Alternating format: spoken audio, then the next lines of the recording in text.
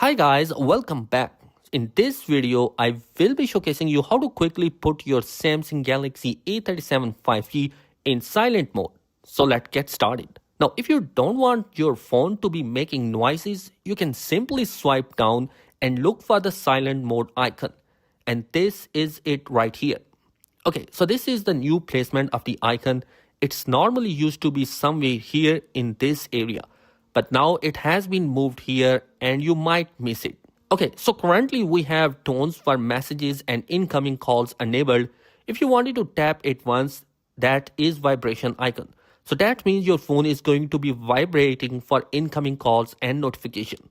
And if you tap on it again, it cancels even the vibration, so no sound, no vibration.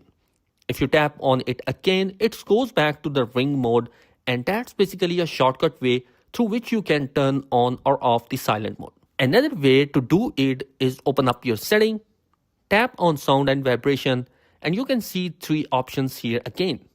First is sound on. You can choose to have your phone vibrate while it's ringing or making sound.